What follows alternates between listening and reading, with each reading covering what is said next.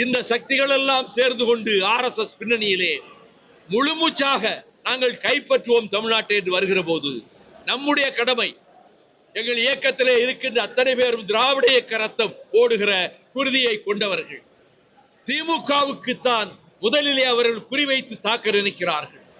அதுதான் வலுவான கட்சியாக ஆட்சி நடத்தி கொண்டிருக்கிறது. நமக்கு இருக்கிற வலிமை ஸ்பார்டா வீரர்களைப் போல என்னோடு இருக்கிறார்களே தமிழ்நாடு புறாவிலும், இந்த சக்தியை விரயம் செய்துவிடக் கூடாது. திராவிட முன்னேற்ற கழகத்துக்கு ஆதரவாக பக்கபலமாக அரணமைத்து தர வேண்டும். இந்த அடிப்படையில் தான் திமுக கூட்டணியிலே நாங்கள் உடன்பாடு கொண்டிருக்கிறோம்.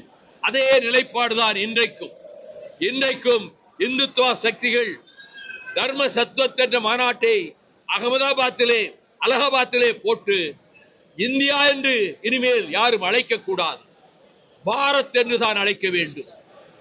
இந்திக்கும் சமஸ்கிருதம் தவிர மொழிக்கு இடமே கிடையாது. கிறிஸ்தவர்களுக்கும் இனி ஓட்டு கிடையாது, இஸ்லாமியர்களுக்கும் இனி ஓட்டு கிடையாது. ஆகவே மதச்சார்பின்மை என்ற கொள்கையை நாங்கள் ஏற்கவில்லை.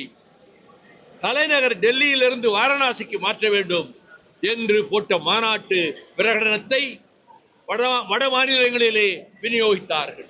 இது அவர்கள் உள்ள கிடக்கை. இதை இடம் கொடுக்க மாட்டாது தமிழ்நாடு.